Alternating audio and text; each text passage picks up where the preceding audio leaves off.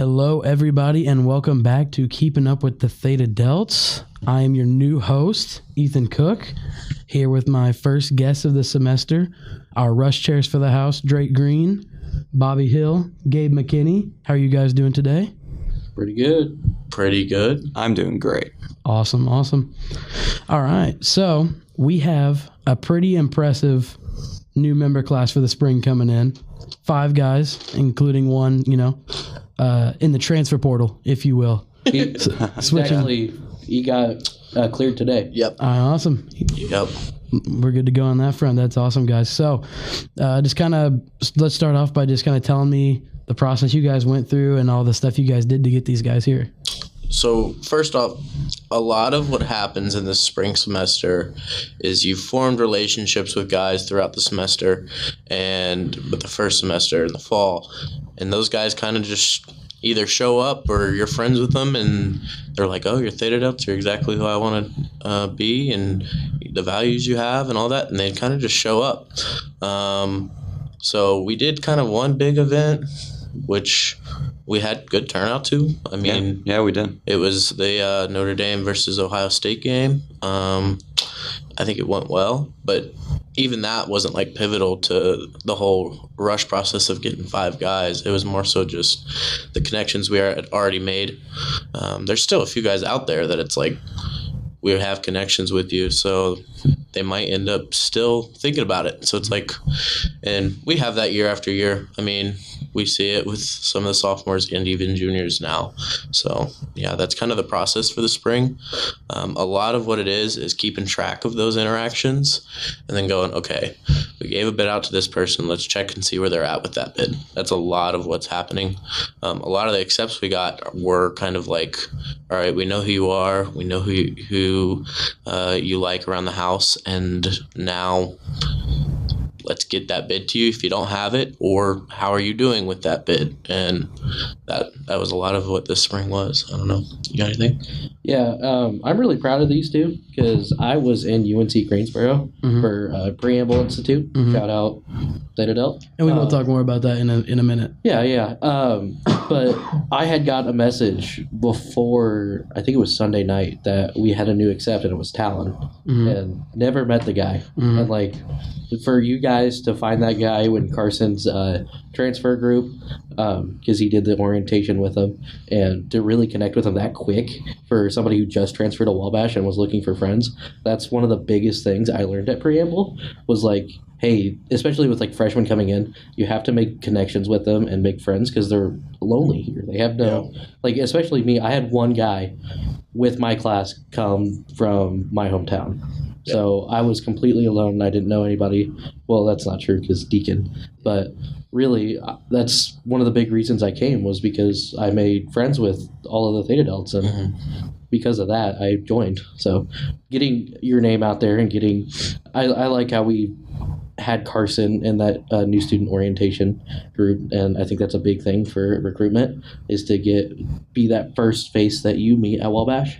So like especially with, I think that's how we got like half the guys for the previous semester was through orientation groups and stuff like that. So if you guys are listening and you're from a different church, definitely try to get some people out there, some brothers as orientation group members. Or even helping out in admissions at all, like what Carter does and all that. That always helps. Yeah, 100%. Carter's one of the people to pick up the phone and talk to curious mothers, fathers, even curious students. So he's like that first voice you hear.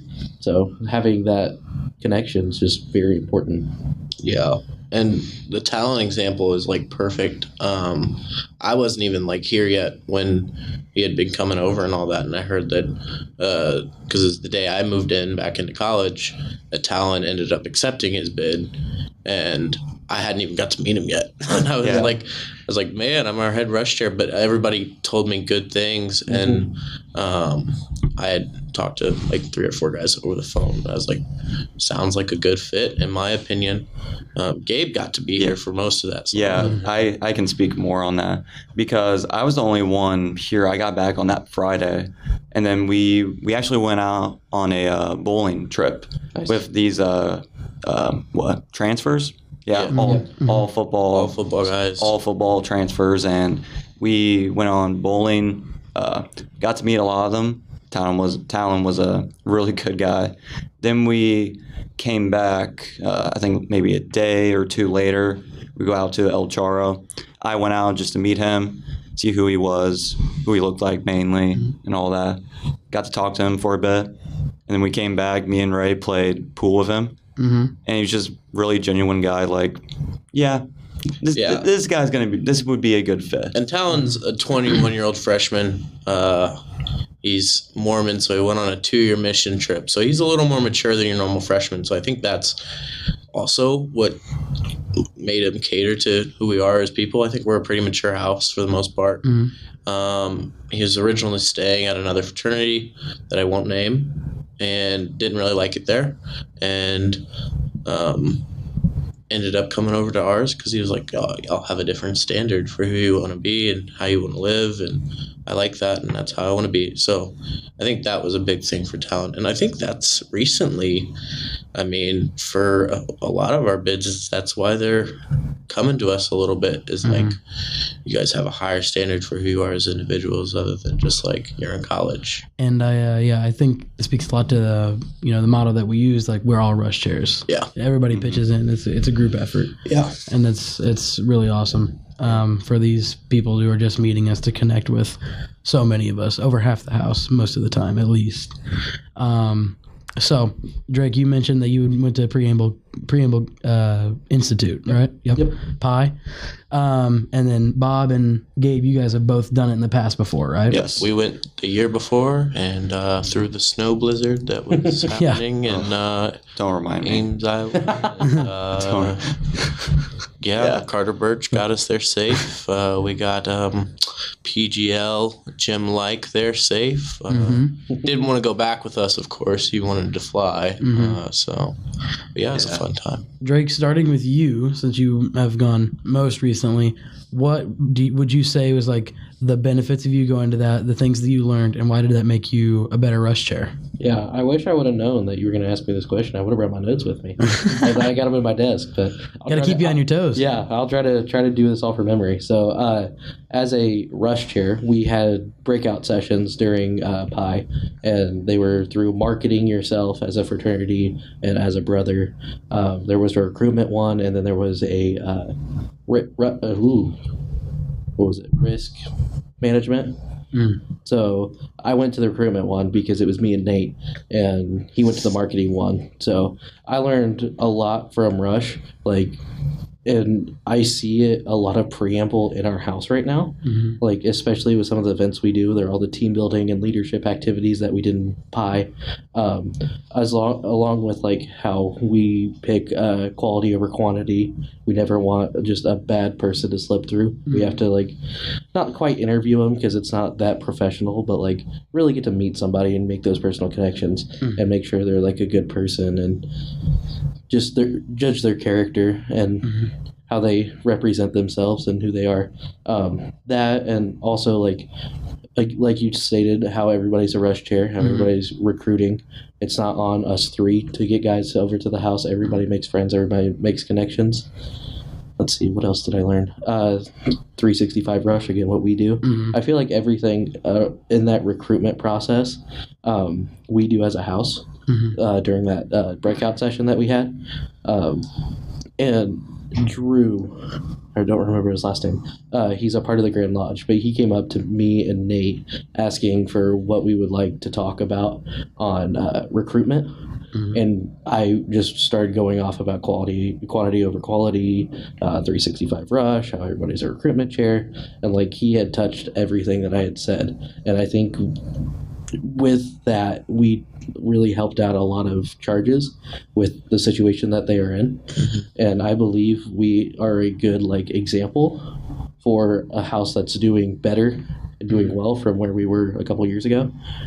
I mean, the Victory Cup shows that, but even then, I still think recruitment could have been a 5, even though we don't go up to that, just because of how well we've done from Bobby's pledge class being 3 people to now being 8, and we're looking for 10 to 15 in the fall, which is crazy. And we also reached a record of Theta Delta Chi and Wabash as like numbers wise. We've hit what 31. 31, 32. I think we're at 32 or at 33 With range. we're At least down there. in house, I think.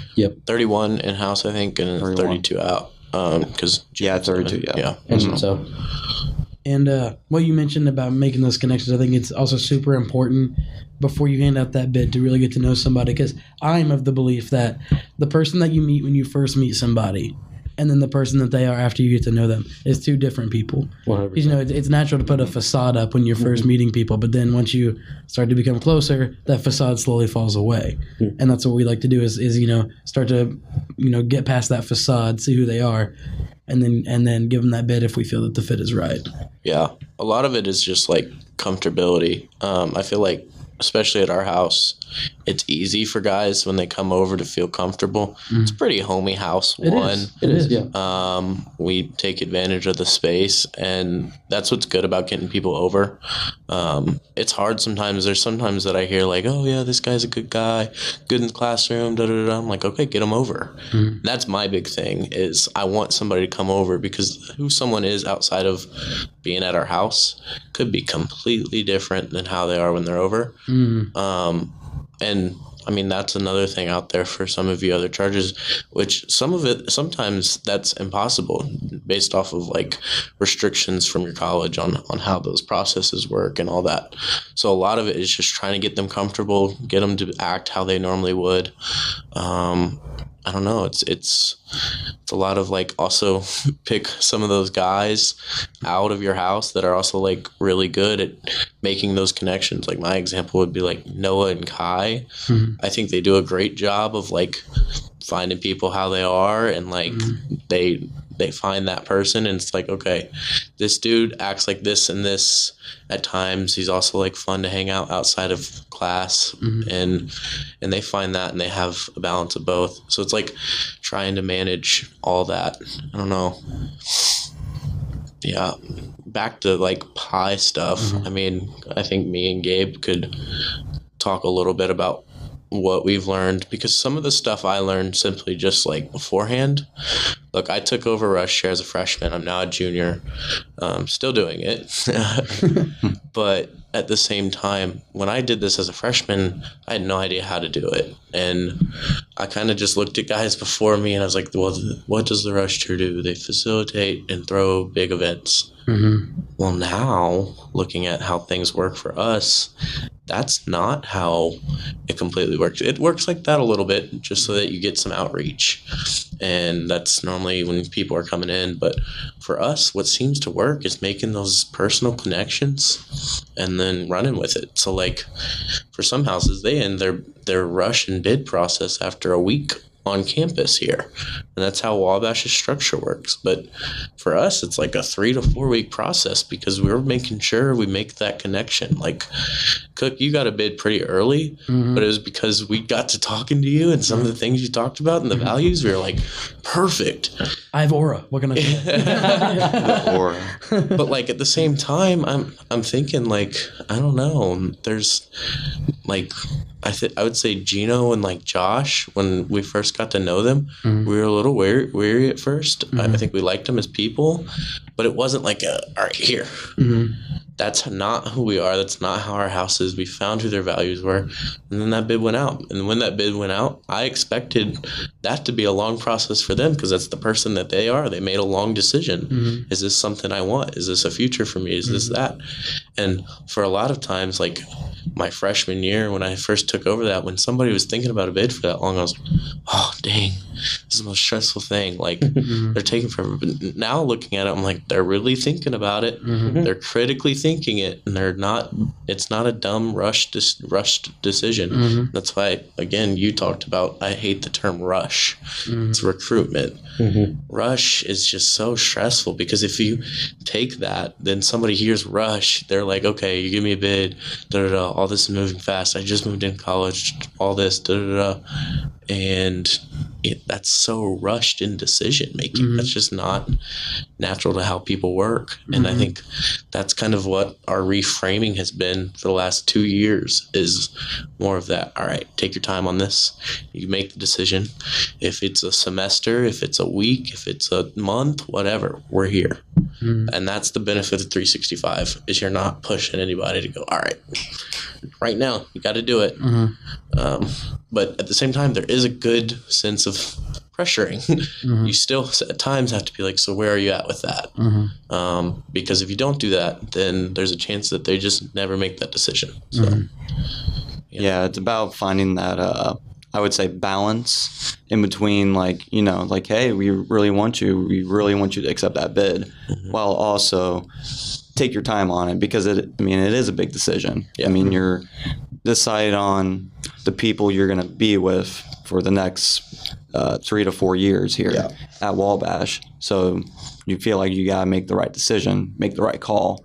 And that's why we continue to get guys over, especially during lunch and dinner, because that's when you really get to see everyone's personality, is when everyone's making jokes, just talking about just anything and everything, and just being human and showing that we are like them, or showing how we interact with each other and how we interact as a brotherhood. That's a big one, because it makes me think of like the guys that we've brought in that were previously with other houses. I've heard all of them say, this place is so different, so nice. One of the guys in this spring class, the one coming from another fraternity, Big Mike, he told me one day, he was like, you guys are all so nice to each other. And you wouldn't think that would be exclusive to us, I guess, but it almost seems like it is. Like, and Chris has said the same thing. Chris is, he says he made the right decision coming to Theta Del. And kind of to speak on that more, if any alumni are listening, or even people from our international office are listening, some of them might know.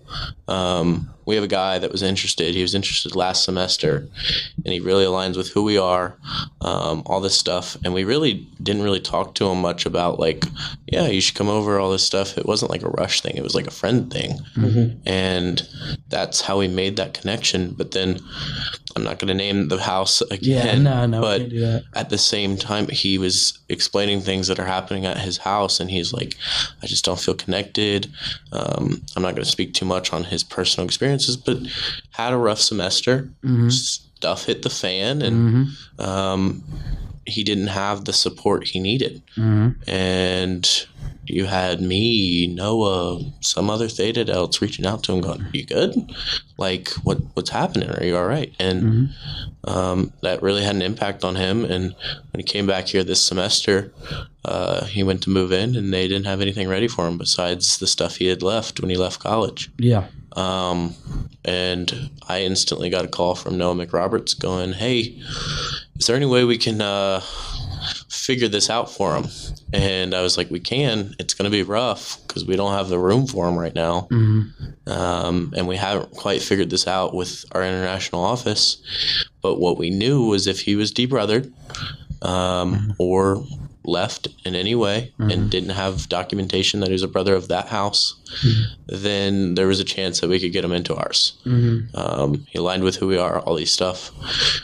Me and Carter had a talk with Brian Burgess about this, and Brian was like, I can ask other people, but I think there's no plausible way that that's against who we are as a house. It's you, for Theta Delt, you can't be a part of another secret society.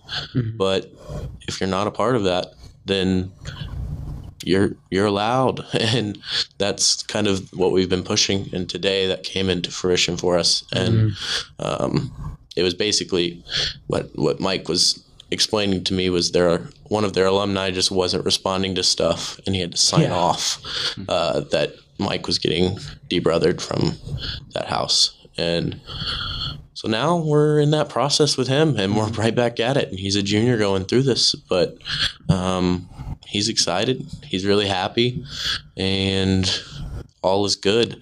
So thank you, Brian. Thank you guys at the international office for helping us figure that out. What we did was not at all dirty Russian. We're simply just friends, and that's why he came to us. And I think that also speaks to how we are doing this whole process. Is it's friendship based, and that is our core value at Theta Delta. Be friends. And I think that speaks a lot that we were there more for this guy who was a friend of our house, more than the house that he's supposed to be a brother of. Yeah. And that speaks a lot to who we are, and that's great stuff. So moving on from Pi, Bob, we talked about kind of you almost like a mentor for these guys. You know, Drake being freshman, Gabe sophomore. So Gabe, you got a little bit more experience than Drake does. But, you know, you've been doing this since you were a freshman, now a junior, doing this for a long time. So I would like to ask you what you would like to impart on these guys. And then Drake and Gabe, maybe at least one thing that Bob has taught you about the whole, recruitment process. Yeah, I think for these guys, I mean, character-wise, y'all resemble who I am as a person just in a few different ways, and I think that's why I'm glad you all were elected to it. But what I really needed for this semester and going into the next was somebody that was similar to me, which would be my son, which is good and can talk to anyone. That's always a need. But the thing that I struggled at most was at times I had a right-hand man that could also do the same thing that I was doing, but I really needed somebody that could keep track of things. I'm not a type of person that can keep the numbers and keep track of all that. And I was getting to thinking of it, and I was like, dang. Who would that be? Oh, yeah. We have somebody that used to be the money man at the house. Moneybags. Moneybags McKinney. The banker. Yeah. And I was like, you could totally do that for me. Like, I suck at Excel. I suck at, like, keeping track of all those names. I literally would I would get them to sign up on a piece of paper and try to track it all by hand on paper because I can't use Excel. Like, I just struggle with it. So now I have Gabe. Yeah. And we've been doing a way better job at that this semester already. We're tracking bids out, all that. So that's one thing I was looking for. And now I'm even learning from Gabe on this aspect. So it's like great. But then looking towards like future, what I need from these people is just continue to outreach to guys that, hey, we're all Rush Chair, which you do 24/7, Drake, and that everyone in the house has the obligation to go find people. And that is 365. Whether we have the space in house, whether whatever, doesn't matter. Just need to have the outreach, keep going, keep pursuing. And I think Drake's already stepped into that role. He took a lot from Pi. There's some things that you learned at Pi that you thought would be helpful. And for just how Wabash is structured, it's hard for us to do all that. Like big events wise, all that. Yep. It's really hard to do all that. And but at the same time, I'm completely open to them at some point taking over and just going, all right, I want to do this new thing and try it. I'm going to let that happen because, like, if the new thing works, then I'm not going to be the type of person that's stuck in my old ways of going, this is the only way.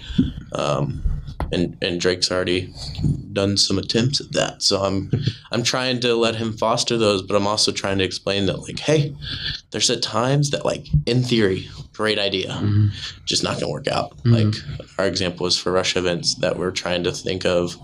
We thought of, like, tournament style stuff, which is great for, like, a fall rush when everybody's coming out to events. But for spring, when it's, like, more personal, it's really hard to do that because you can't really form a big event or anything like that. It's got to be something small. Yeah, I mean, that cornhole tournament last in the fall, that's where the Splash Bros. Splash Bros. Yeah, Splash Bros. Splash Bros. The real life Splash Bros got separated. New ones had to step up and take them. Yeah. And yeah, I mean, like, that's where friendships are made, and we're even doing like some restructuring towards that. Like, I don't know, we're hoping to do tournaments and stuff like that, but it's hard in the spring to do that. So it's like maybe we hit fall rush super hard and do a lot of fun tournament style events, and then spring is a lot more of like hey, come over, have dinner, or hey, we're here early on campus, you're here early too, let's go and eat, let's go and bowl, which is things that literally like all it took was a call to me going, hey, we're doing this, it won't be that much money, and I'm going, bet, cool. Like, we got an accept out of that, and I mean, that's the benefit of Spring Rush for us. So, I don't know. I think these guys are doing great. What was the second half of that question? Oh, I was asking Drake and Gabe something that you've taught them and how they've become better because of your leadership. You may go, sir. Okay. Something I've learned from Bobby is like how outspread we get. So like even reaching out when Bobby and Braden were the Rush Chairs, we had a couple summer Rush events that kind of fell through the cracks. But I'm hoping us as a unit, us three can get things done. Mm-hmm. And I feel like with Gabe's planning, your outreach, and my creative mind, I feel like we are a powerhouse that can't be stopped. Mm-hmm. So like I'm very looking forward to Fall Rush. Yeah. Like getting all these big events going. And that's kind of where my head's at right now, like Bobby said. That's where I get to. So I have all these big events going, and especially for the Scarlet Honors weekend we're having up. I had that big tournament idea, and I was like, this is great, but I just didn't see the idea that like we may not get 10 guys to come and participate. We might not get even anybody. Yeah. I mean, our last Rush event for Scarlet Honors, we had grand total like 3 or 4 guys. And I was kind of heartbroken from that because I spent a lot of my time and my effort to get that going. Yep. And now I realize that like some of these Rush events that aren't targeted towards new freshmen and they're just prospects, we need to like chill out a little bit, and they need to be like more personal connections and such. And that's the other thing, and I'll speak to that just a little bit in case other charges or whatnot are in a similar circumstance as us. We are smaller. Mm-hmm. We're not in our own house. We're connected to independent living, and we're not where all the other frats are. Mm-hmm. We're in our own spot. Mm-hmm. So it's hard for a lot of those freshmen, if your college is open to touring and going around to each house, or not even freshmen, hard for prospective students staying at the house to outreach to you. That means that you need to do a better job promoting. If you're doing a big event, you need to do a better job promoting, or you need to not promote and try to go out and you recruit one-on-one at whatever events are being hosted by the college. And honestly, that's what I've been thinking about us doing, is like a lot more of that instead of all these events. We had a talk with all the Rush Chairs at the college, and we were trying to brainstorm stuff, and one of the RAs that were in the room were like, can we get kind of like an independent space? Like a lot of these guys don't want to go to Rush events, but they like want to do something that isn't just sitting in my room and watching YouTube or watching something on the TV. It's a little boring for them. And I was like, yeah, that sounds like a good idea in theory, but it's hard for houses to spread out and do their own Rush event and then also go to this independent thing and whatnot. And they were like, yeah, I get that, but maybe we do a big thing. And that's what I mentioned, is like maybe one of these Scarlet Honors weekends, can we just do a big thing on the mall that is extended time, that isn't just, because normally it's like an hour thing on the mall, and it's on a Friday, and it's normally after TGI Friday, and it's like, it's hard to do that, is what was said. And I was like, okay. So I'm trying to promote that more. That's one thing. And I think Drake really liked that. I think you were for it too. Mm-hmm. A few houses were against it. And that's because they're on what we call here at Wabash Frat Row. Frat Row, yeah. And guys get to their house. They get upwards of like 40 to 50 guys filtering through those houses. Mm-hmm. And a lot of those guys come to the campus and they're like, oh, I thought there were only like 6 or 5 fraternities on campus. And it's like, yeah, because they're all over there and we're over here. Mm-hmm. Like, and that's what's hard. Location can be hard. That just means you have to do outreach more. Mm-hmm. And a lot of the guys in the house know that. I think like there's a few people that kill it. I wish that the college can comply with us and let us go out to things more and have more than just 3 people go into it or 2 people go into it. But we'll work on that front. I mean, we can talk to people and try to equal the playing field for us is what I think it is. Yeah. I will say the one thing I think we did do well on that Scarlet Honors weekend was going out in front of the house with the hot chocolate. Oh yeah, that's great. And just telling people, hey, come over and look at our house. I gave, I think, 3 house tours during that time. You were killing it. That was probably the most house tours that we had in that hour period that we've ever done. And all the guys really bought into it, especially the freshmen, which was great to see. Like, they were all for it. They were excited. A lot of them were out there talking to people, complying, coming and getting people. I mean, that was great. That's something I've thought about, and it finally worked.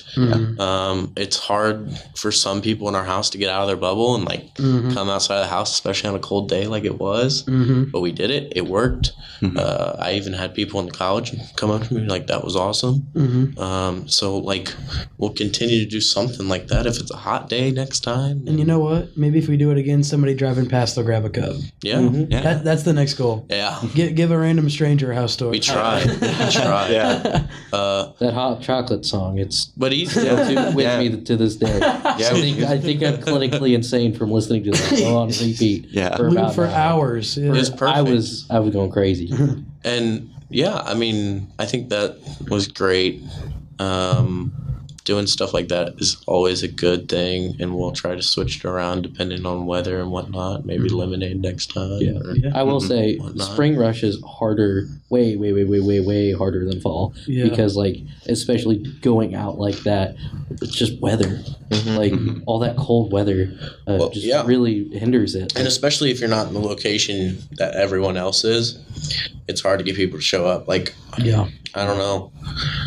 Yeah. My question, it always has been, I've tried to talk to Lambda Rush Chairs on how they do it, and a lot of it is they make early connections through just what their guys do. So they're good at the outreach part. They're in an awkward spot, kind of away from every other fraternity. Out there by the soccer but they field. always get a decent, good class of freshmen, upwards of like 15 to 20, somewhere around there. It's because their outreach is good, and they have a lot of guys involved in it. They're killing it. But yeah, that's the difference. And then you have other houses on that side of the school that, like, they kill it numbers wise because location. And that's genuinely what I think it is. And some people disagree. So, I will say it's hard to make connections, especially when like we're not close to anybody. Because like, we made tons of connections when we were doing that hot chocolate thing. The only reason we did it is because the last event before all the tours was right across the street.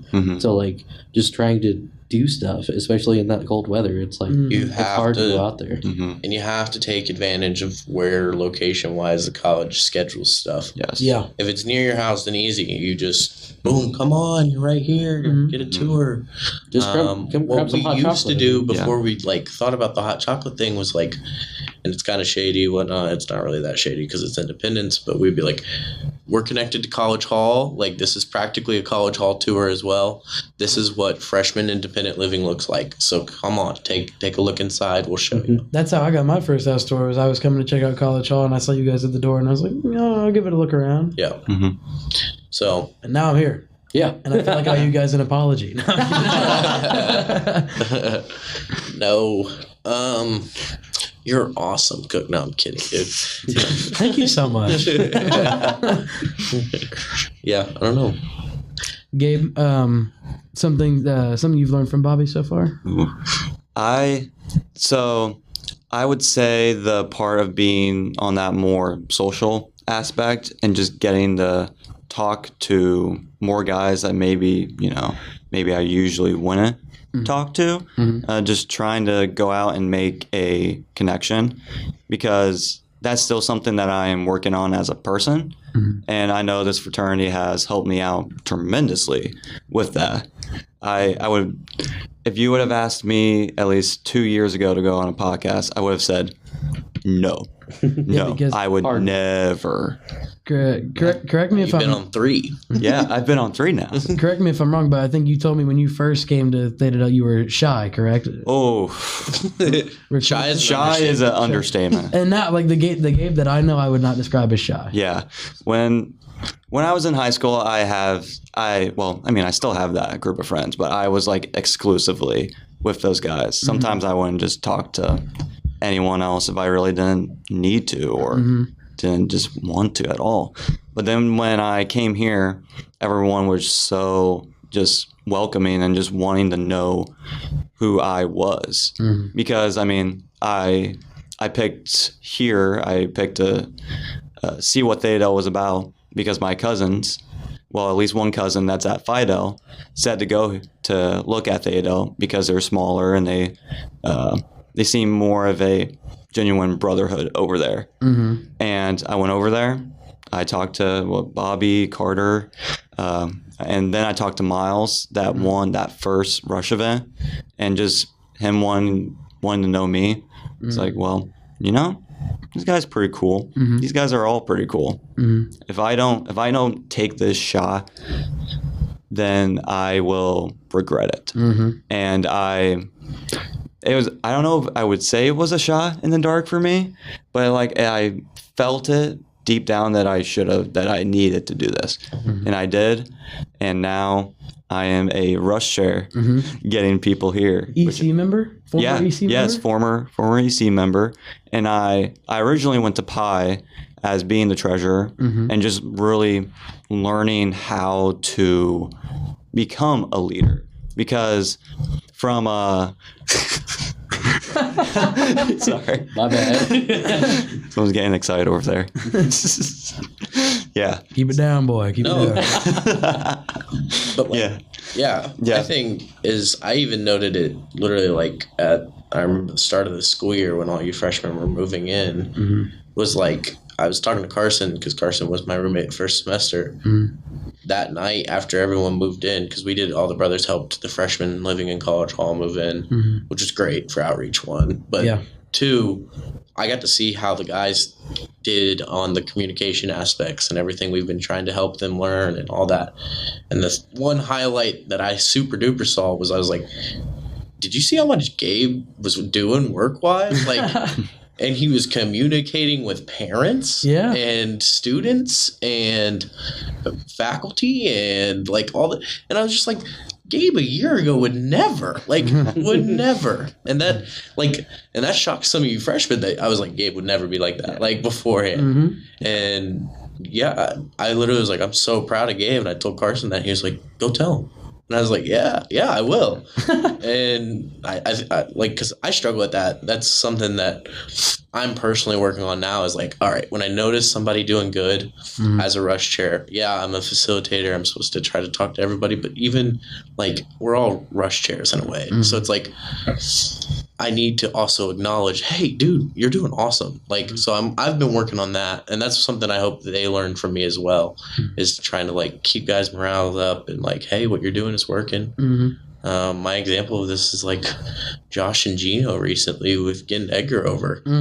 I was like, dude, y'all are killing it. Like, thanks, dude. Like, that was easy. I literally was hands off on that one. Like, didn't even have to facilitate or anything. I walked in there just to meet Edgar and talk to him for like 30 minutes. And then I was like, all right. Yeah. I think he's a bid. Having multiple guys that can validate someone's character like that is a huge thing, especially when it honestly makes our rush jobs easier, because if we are encouraging everyone to go out and do their own little type of recruitment and rush, that makes our job so much easier, because part of our jobs it's creating events and getting a lot of guys over so that our brothers can go out and talk to them. That's the biggest thing that I think I ran on as going for Rush, was that we of planning out guys to go talk to others and getting events that will help engage the possible recruits and our brothers to get them interconnected. And that's kind of what happened with Josh, Gino, and Edgar. And that's how we essentially got Edgar. Yeah, because he came over to events and all that, but it was more so the outreach and having more than just, Josh and Gino reach out. It was Kai, Noah, I mean, I'm sure all of us got to talk to him. He came to a lunch, and he'd been over a few times, but I didn't really get to like connect with him just because busy. And that happens a lot. That's the hard thing too, that I hope that these two get to know. Is it's really hard at times to form that like real close, tight knit connection. Like my example would be like Cook. When we got to know each other, it was like, dang, we're close, we're buds. But before that, I don't think like when you first came into the house, you were just like, oh, Bobby. Like you didn't know me on a person. And it's because my job then was facilitate, trying to make sure everybody's getting talked to and all that. And it was like, all right.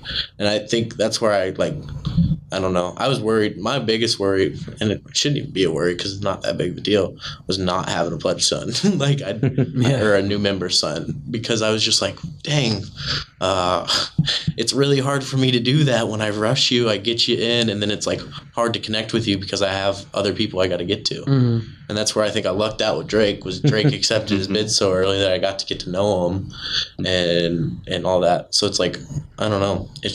That's a hard thing that you also are going to have to deal with, because you're going to meet some dude that you're like, dude, I want to be best friends with him. But it's hard because you kind of at times have to be like, all right, there's like 6 other people I got to talk to for like at least 10 minutes and get to know and validate that, hey, I know them. It's hard because you have to know everyone, but you also got to can't keep know doing them your too job. great, because then you're just stuck on one. Yeah, you got to keep doing your job. Yep. Yeah, I love how we do things around here, especially at Wabash. Like as a high schooler, like even getting in, I had my name out there just because of my art, and I had two murals that I painted back home. But the outreach I had wasn't great. I mean, I had like my name was big for where I was from, but like as for like talking to people and reaching out to people, I just didn't do it a lot. And coming here and meeting Cook for the first time, What up? like it was, I was the most social anxiety person. Like I couldn't talk to anybody I didn't know. Like especially like all these new faces that we had moving in I never met before. Like move-in day was stressful because like I had already like made a brotherhood with all the brothers because of Deacon, because I had that connection, and just trying to like meet all the new members, I was just scared. I just really didn't like show out myself. I kind of put on a face like we talked about and just kind of like tried. But meeting Cook from like then and now we're roommates. Like we're best of buds and everything. Like and even going to like study tables and going to the events, like especially like guarding the bench that Wabash does traditionally, was one of the best events that I think I've ever done, because I got to like really connect with some people. And I really love how during our new member education we are told like, hey, you are one unit, you are one cohesive unit, and you have to act like it. And the way we were taught that and everything really got me out of my shell. And I think that was one of the main reasons why I was a good recruitment chair, is because you guys forced that out of me. Yeah. And I wouldn't say force, like I would just say like you aided, Fostered. Yeah. It was a good foster, yes. And I love how you guys did that, because now I'm trying to get my name. I'm trying to connect to alumni. I'm doing stuff for the fraternity. I'm currently working on doing the shield cover for this year's shield. I went to Pi. That was a great thing. I'm glad you guys chose me for that. Really got me out of my shell then. And then just doing everything around the house as well. And it's starting to creep outside to Wabash. Like, I'm pretty sure in the next couple of years, if I keep doing all of my art stuff, like, I've already proven myself to my art teachers that, like, I could potentially start doing stuff for the college that's, like, huge, like murals in the Allen Center and stuff like that. So just, like, and that all came from just move-in day and meeting and being in this fraternity has really changed my life. Like, I'm already talking to Brian with connections. Like, I talked to Jim during preamble. I was talking about potential internships, and I'd never think I would be there. Like, if I never chose Wabash and never chose Theta Delt, I would be a no-name that nobody knew. Like, I'd be just another face on another campus that, like, just kind of was there. But since I'm here, I'm like, I feel so expressed now. And I think that's the benefit of, like, kind of who we are, is day one, we set our values, we set who we are as people, and that doesn't change. That stays true, and it shouldn't change. So if you're out there and you're one of those fraternities that like you may say this and you are this, and then 2 weeks pass by, you get your bids accepted, and that changes, stop. Simply stop. You are better than that, and you should strive for better than that. So it's like, I mean, I don't know. It's just, it seems like it's a hard thing. I don't know what that mindset shift was for us almost 3 years ago now. But like, I don't know, me, Carson, Carter, even Dever, Miles came in, and that mindset shift just slowly started to happen, and guys were like, we're better than. And it's not like an ego thing. It's not like I'm better than them or I'm better than that. It's I'm better than to prove to myself that I can be more. And that's kind of what I think you're saying there is like, yeah, we fostered that out of you, but that's who you are. We're just trying to help you have the confidence in yourself to be that person. And that's what happens when you have good social people around you. You're able to do that. Like, I don't know. Yeah, I feel like I got, like, coming here, I unlocked a potential I never knew I had. Yep. Yeah, I can definitely speak to that because whenever I got here and went through the new member education, I feel like I showed a lot of people just who I really was, my character, and how I operated. Because I feel like because I came in the fall and we had homecoming, I did take up a lot of responsibility, even though I will not, of course, say I did everything. I did not do everything because I had the rest of my group, like Aiden, Ray, Cade, Yunso, and we all try to unite and work together to get a lot of stuff done. And I showed my character on that and how to do that. And eventually the house saw that and they wanted to utilize that. And that's essentially how I got treasurer. And I've learned so much from that position of just responsibility and that people relying on you to get your stuff done. Because I mean, it's because if you don't do your job, then the house or your organization it's not going to run. It's not going to function. And that's the same thing with Rush here. And that's why I would hope that I got entrusted with being a Rush chair, because this is the one thing that we need for this house to stay and keep going up. You have to have Rush chairs that are here to make some connections, and also maybe one or now the count of three, maybe having one Rush chair that knows how to keep track of everything, keep track of names, bids, getting events going out smoothly, making sure they are running smoothly, or even just getting guys, talking to other guys and knowing, hey, that guy over there, this brother, you may want to go talk to him, because say like, oh, he plays the guitar. Or this guy's in jazz band, or this guy plays football. You should go talk to him. It's knowing. It's about that. It's about getting that, managing the operation. And I feel like the guys here saw that in me, and I've poured that out here with all my heart, because I want this place to succeed because of what it has done for me. And then I want to get guys here so that can happen to them, because if it has been so beneficial to me, it's got to be beneficial to a lot of these guys that we're trying to get. And I would like to shout out Misael and Javier as well, two other bids and accepts that we have for the semester. I think we've hit all of them now. Yeah. I think we've touched on all of them. I want to make sure that we got those two, because... Hey, shout out to all five. Yeah, shout out to all five. Shout out to all five. Shout out. Because those guys, I see the potential in both of those two, especially Misael, because he's a little shy.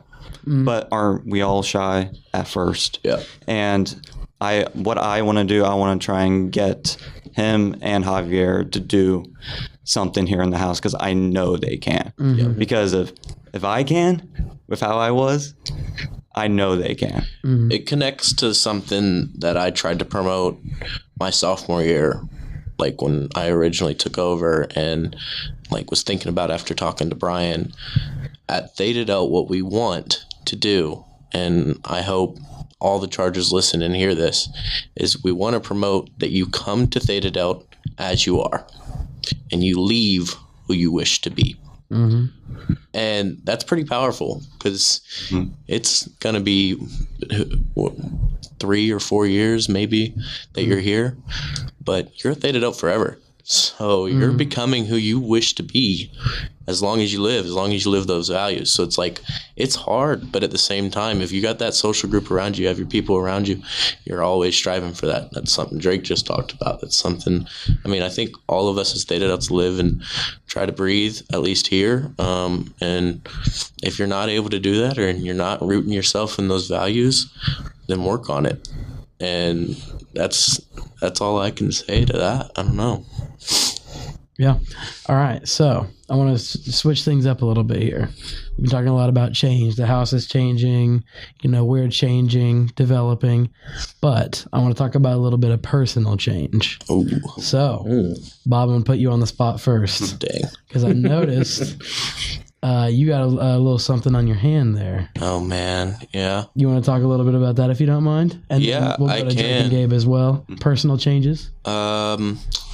Yeah, a recent funny thing in the house has been, we had talks about promise rings, which is pretty funny. So Braden Potters recently got proposed. Well, not got proposed. Yeah, proposed to his girlfriend. It would have been funny, though, if he got proposed. Yeah, that'd be funny. That's the dream. That's the dream. Place. Yeah, that is the Ladies, dream. if you're listening. As we're talking to fraternity.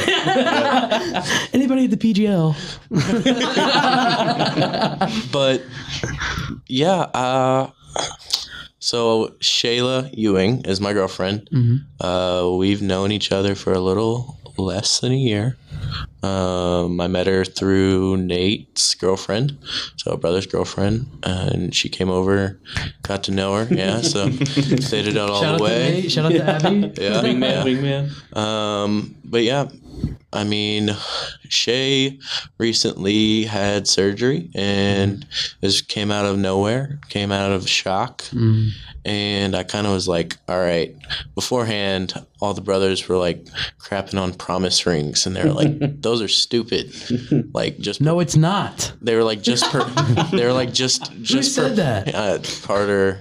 Bruh. On the spot. Yeah, Call him Carter, out. Carson. Yeah, but that's okay. That's okay. You're right to have that opinion. I also shared that opinion for the longest time, but then I was like, my girlfriend could have died, and I would have had nothing to like show my appreciation in some sort of physical form, other than the fact that I say I love you. But so yeah, I went out, spent not that much money on a ring.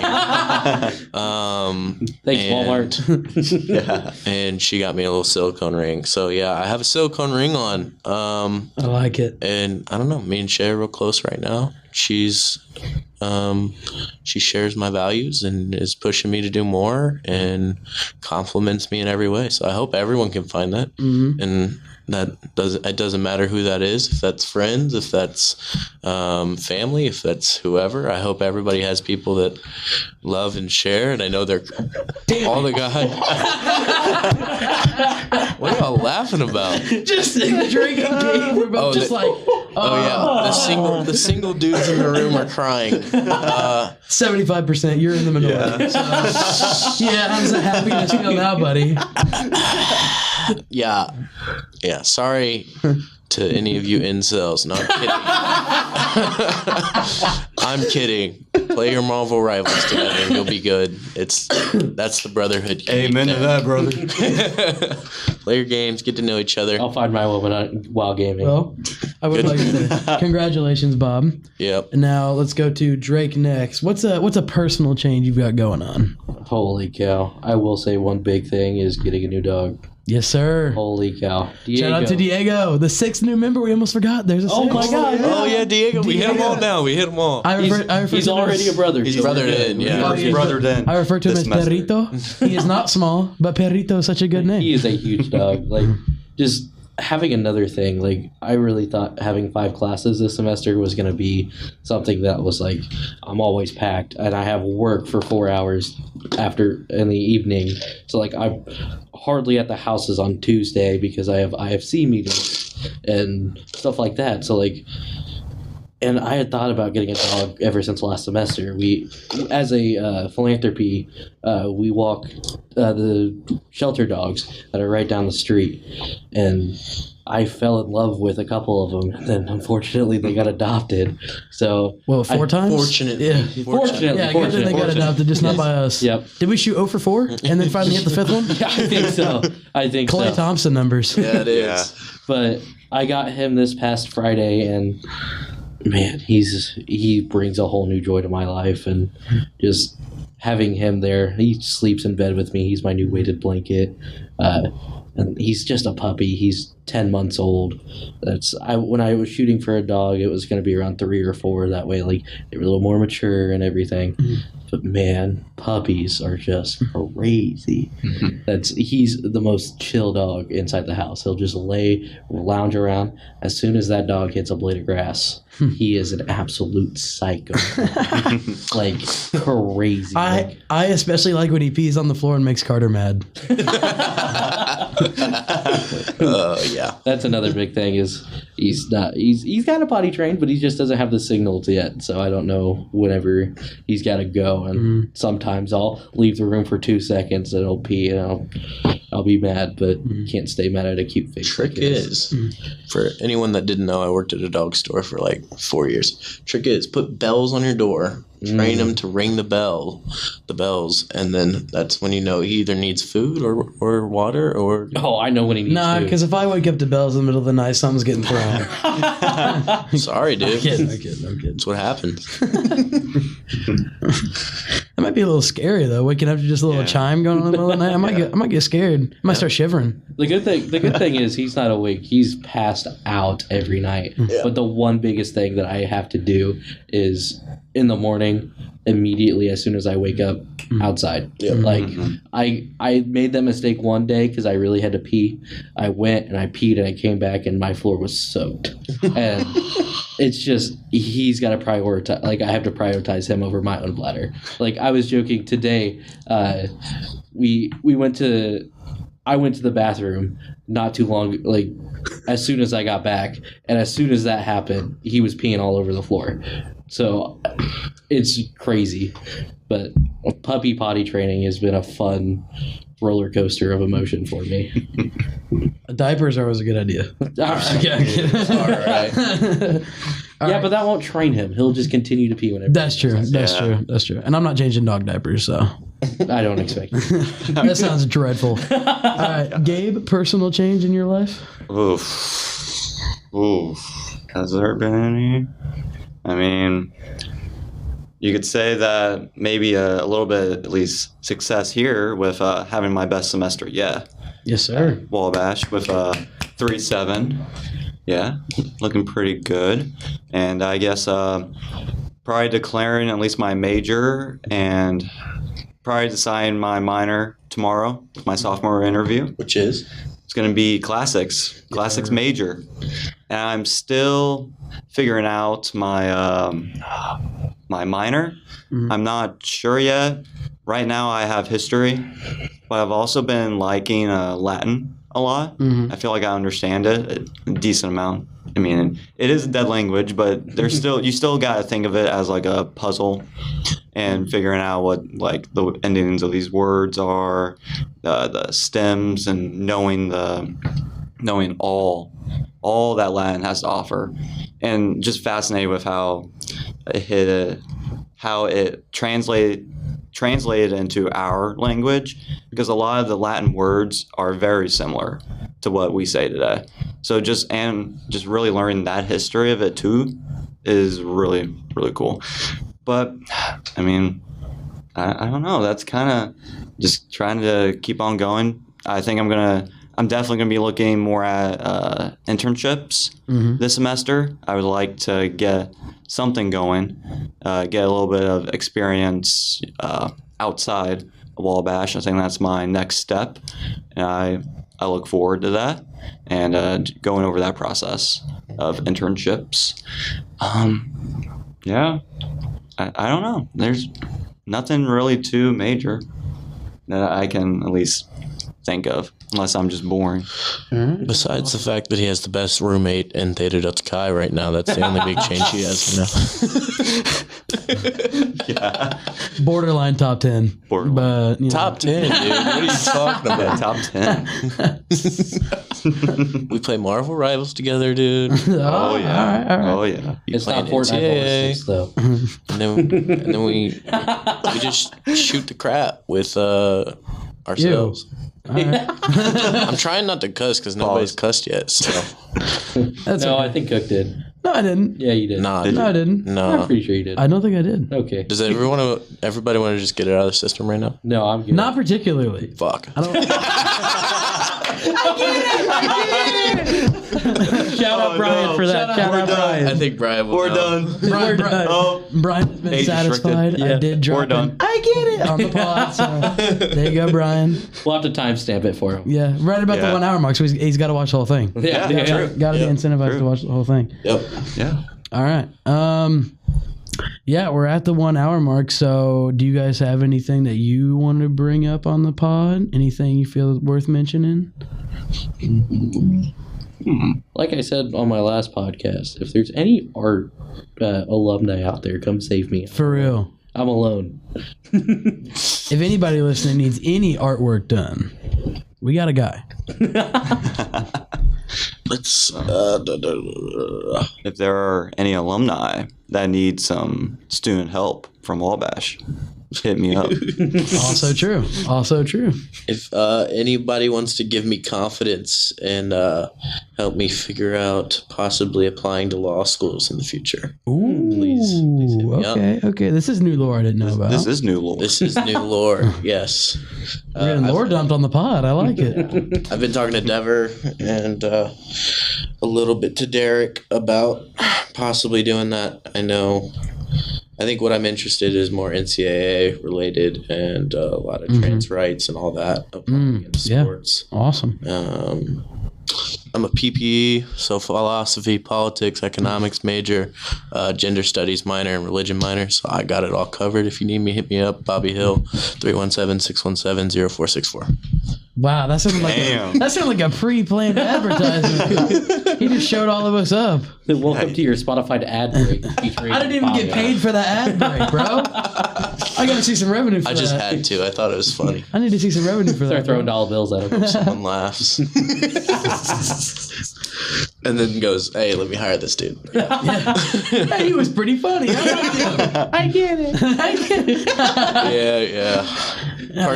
Carson always joked with me that I'd be the best personality hire, and I was like, I have some other value. It's almost like a backhanded compliment. I know. It's like, hey, bro, you suck at your job, but I like you. And I know everybody listening is thinking, man, that host guy, he sounds really funny, cool, probably cute, No. really awesome. It's okay. Like, spent a lot of time. He's got aura. Frankly. Yeah, you gotta stop glazing yourself. I know it's crazy for me to say, but You got me. all right. All right, gentlemen. Thank you for an awesome episode. Drake, thank you for coming on the podcast. Thank you for inviting me. Bobby, thank you for coming on the pod. Thank you. And Gabe, thank you for coming on the pod. Why, thank you, Cook. We've been talking about all things spring rush, life changes, all that good stuff. Thank you, everybody, for listening, and we will catch you next time. Miss you, love you, bye. Miss you, love you, bye.